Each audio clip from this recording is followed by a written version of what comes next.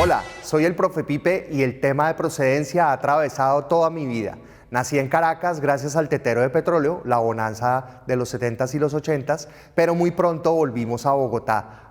En ella hice todos mis estudios y estuve trabajando toda mi vida universitaria, pero después los viajes ocuparon gran parte de mi vida, así que si tú preguntas que de dónde soy, tendría que responder con otro video. Entonces, como no vamos a aburrir a nuestros estudiantes en esta clase maestra con la procedencia del profe Pipe, más bien vamos a pensar en la procedencia de un grano de arena. El día de hoy entonces vamos a escribir la bitácora de su viaje, dejándola marcada en su ser como claustro. Desde pequeño, de eso vengo a hablarles hoy, de cómo con los granos podemos contar historias del pasado y ayudar a saber al grano cuál fue su fuente. Soy el profesor Felipe Lamus de la Universidad del Norte de Barranquilla, soy profesor del Departamento de Física y Geociencias, pertenezco al grupo de investigación Geo4 y les voy a presentar una investigación que hace parte de la línea de tectónica y sedimentación de la maestría en Ciencias de la Tierra y del doctorado en Ciencias Naturales. Entonces, ¿qué son los análisis de procedencia? ¿Qué nos ayudan a saber? Entonces, es una serie de multitécnicas que nos ayudan a saber cuáles son las probables fuentes que formaron los detritos de una determinada cuenca. Entonces, en la imagen estamos viendo la Sierra Nevada del Cocuy, una serranía que queda en la cordillera oriental colombiana. Ahora vamos a ver la imagen de la Sierra Nevada de Santa Marta, otra de las grandes fuentes que tenemos entonces en nuestro país, una montaña que tiene casi 6 kilómetros y que tiene gran variedad de rocas diferentes. Los primeros pasos entonces de la fuente a la cuenca son llevados por los drenajes. Entonces, los primeros ríos, los drenajes de alta montaña, básicamente nos muestran cómo comienzan a despedazar la roca en pedazos grandes y a convertirla en detritos más pequeños. Vemos la imagen del río Cauca, es un río ya en su parte media, es un río caudaloso que lleva detritos medios a finos y ya está comenzando a tener algunas características que son de sedimentación. Finalmente llegamos entonces a las partes más maduras de los ríos. Tenemos en imagen entonces el río Magdalena a la altura del puente Pumarejo. Vemos un río entonces muy grande en donde comienzan a predominar los depósitos, los procesos deposicionales. Vemos entonces las cuencas, llegamos a Bocas de Ceniza, el lugar donde el río Magdalena se encuentra con el Mar Caribe. Y también tenemos un ejemplo de otra cuenca que es en nuestro país, que está bañado por dos costas, el Océano Pacífico. Bueno, podemos intentar pensar que la geología es una ciencia que se ocupa de tres cosas primordialmente. De qué están hechas las cosas, cómo están organizadas y cómo ha sido su evolución a través del tiempo. Entonces, el concepto del tiempo geológico es algo que es muy ambiguo. Vemos en esta pintura entonces cómo Dalí quiere representar el tiempo como doblado, torcido. Eso nos introduce a un concepto geológico que es la enormidad del tiempo geológico. Vivimos en un planeta que tiene más o menos 4.600 millones de años y entender ese concepto es bastante difícil. Ahora, queremos saber de qué están hechos los materiales. Necesitamos saber mineralogía. Entonces, conocer cada uno de los minerales que hay en la Tierra nos va a ayudar a determinar también cómo es la constitución de ella. Y todo esto se encuentra enmarcado en un ciclo que se llama el Gran Ciclo de las Rocas. En este ciclo de las rocas nosotros vamos a estar en la parte inferior, sobre todo donde están las rocas sedimentarias. Todo esto se encuentra enmarcado en una gran teoría unificadora que es la de tectónica de placas, donde tenemos el planeta como si fuera una especie de pelota de béisbol con unas suturas en donde podemos ver cómo hay lugares donde se está generando nuevas rocas y lugares donde se está destruyendo. Entonces, todo esto que estamos hablando del tiempo geológico, de los minerales, de las rocas y de la tectónica, es el marco general en el que vamos a estar haciendo nuestros estudios de procedencia. Nosotros los llamamos estudios de cuencas sedimentarias o de áreas fuentes y necesitamos tres principales áreas de las geociencias para entenderlas. La primera es la sedimentología, la segunda es la estratigrafía y la tercera es la paleontología.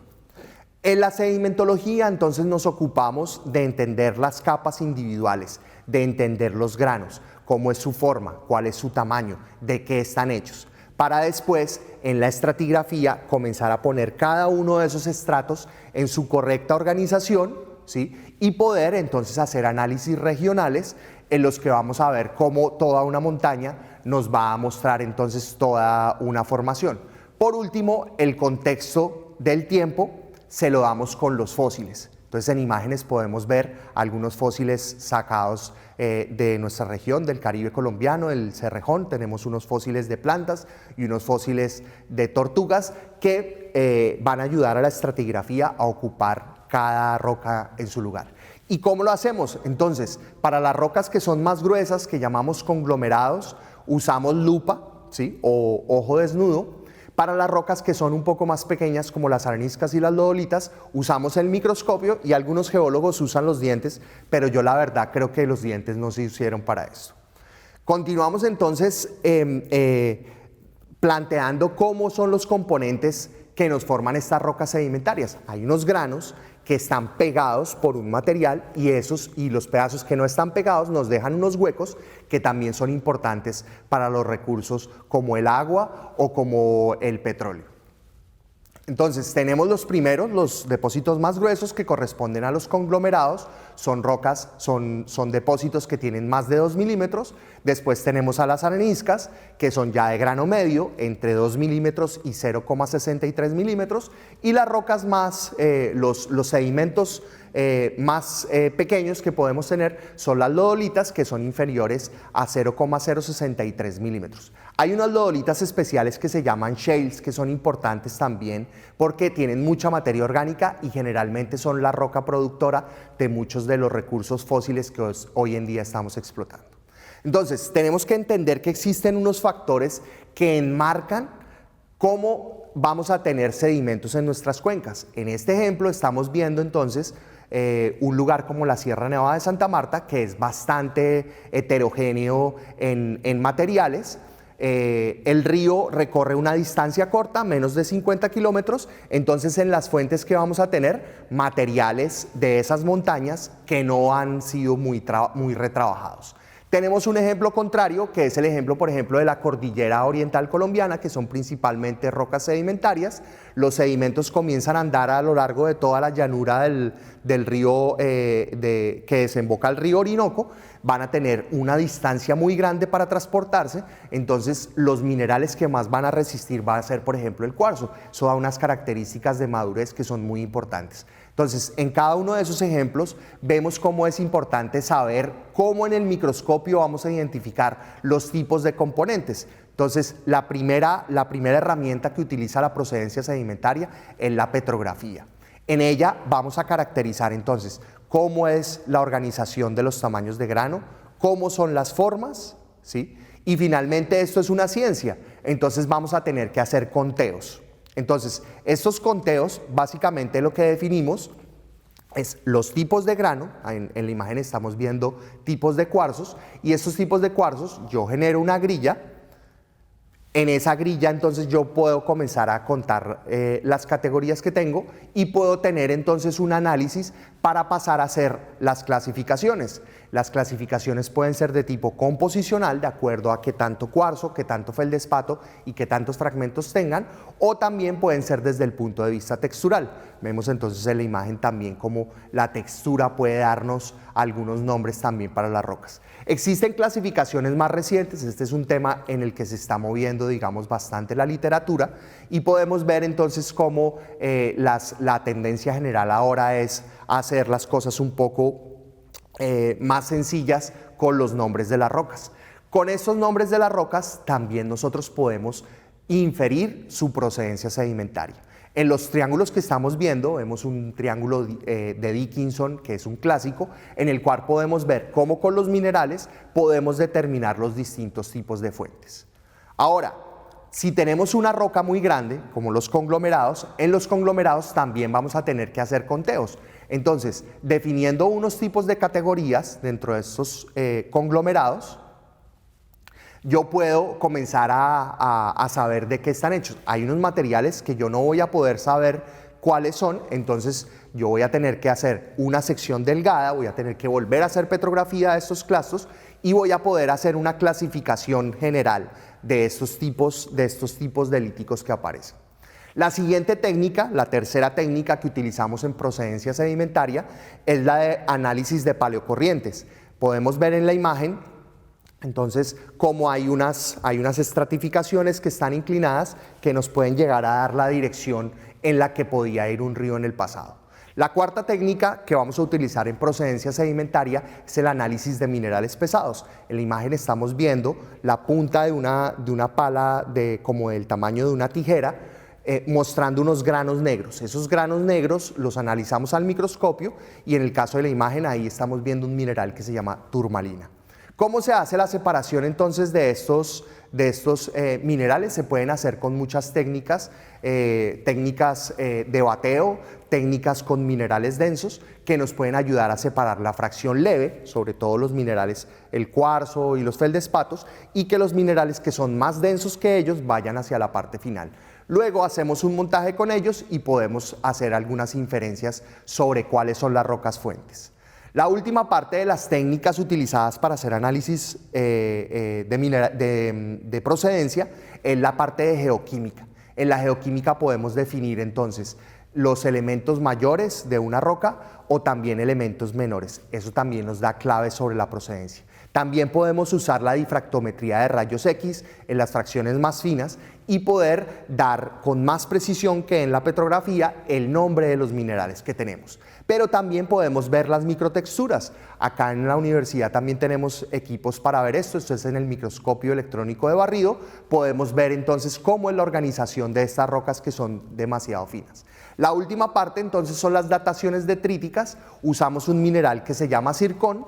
El zircón es un mineral que guarda la evidencia de cómo ha cambiado la historia a través de sus cambios isotópicos. Nosotros, de acuerdo a las edades que tenemos, podemos ver en imagen, estamos viendo una gráfica en la que tenemos diferentes zircones de diferentes edades. En el eje X tenemos las edades y en el eje Y tenemos la distribución de cómo son esos granos. Entonces, de acuerdo a esas familias de granos, uno puede definir lugares de procedencia. Esto se hace a través de un aparato que se llama la microsonda, que podemos ver en imagen, y con ella podemos entonces ya tener un marco generalizado de todo lo que es la procedencia. Entonces, ahora vamos a hacer un ejemplo, o voy a mostrarles con un ejemplo de la investigación que estoy desarrollando en mi trabajo de doctorado, sobre cuál es estamos buscando resolver esta pregunta. Tras la pista del río Magdalena, ¿dónde comenzamos a buscar que nace el río Magdalena? Pues el primer lugar es donde desemboca, ¿no? Aquí lo tenemos, Bocas de Ceniza, ¿no? Entonces, para entender el río Magdalena es una cuenca muy grande, ¿sí? Son más de 273.000 kilómetros cuadrados que tiene de cuenca, más de 1.500 kilómetros que la recorren, entonces hay que dividirla en diferentes partes. Nosotros en nuestra parte final tenemos muchos procesos asociados al río Magdalena, pero también asociados a la desembocadura en el Mar Caribe. Entonces también es un área que es susceptible de tener mucha información y debemos hacer un barrido un poco más pequeño. Entonces el río Magdalena, como les digo, se divide en tres partes: el valle inferior, el valle superior y el valle medio. En la siguiente imagen podemos ver un perfil. La cuenca superior del río Magdalena empieza desde su nacimiento en el páramo de Las Papas hasta la población de Honda. El valle medio del Magdalena va desde Honda hasta el Banco más o menos, y del Banco en adelante es el valle inferior del Magdalena. Ese es el que, digamos, vamos a estar estudiando. Pero dentro del valle inferior del Magdalena tenemos un área específica que se llama la depresión Momposina. Esta depresión Momposina corresponde a un área en donde el río se divide en varios brazos. Aquí hicimos una toma de muestras de estas arenas recientes del río Magdalena, las estamos comenzando a clasificar, estamos comenzando a hacer todos estos estudios que les mencioné en la parte anterior, y más o menos lo que hemos visto es que en la literatura aparece que antes del río Magdalena las señales de los zircones nos muestran una procedencia de las cordilleras, pero después de la depresión momposina podemos ver unas familias de zircones que pueden estar asociadas más bien a la Sierra Nevada de Santa Marta o a la erosión del cinturón plegado del Sinú San Jacinto. Por último, tenemos algo un nuevo componente que ha comenzado a aparecer en los sedimentos por causa de los humanos, y es el plástico. Entonces hemos hecho muchos estudios, hemos comenzado a hacer en la costa Caribe algunos estudios sobre los tipos de contaminantes que existen en nuestra costa. Vemos que existen pues distintos componentes que están entrando dentro de los sedimentos y es necesario estudiarlos. ¿Por qué? Porque están creando nuevos materiales. Entonces, estas investigaciones nuevas que están apareciendo en el Caribe, yo pienso que tienen mucha relevancia, que debemos saber de dónde vienen los detritos de nuestras cuencas, y es una invitación entonces para que ustedes decidan hacer la maestría en Ciencias de la Tierra, o el que se decida hacer un doctorado también puede estar en el doctorado de Ciencias Naturales. Les agradezco la atención y nos vemos en una próxima ocasión. Explora más contenidos de tu interés. No olvides suscribirte a nuestro canal.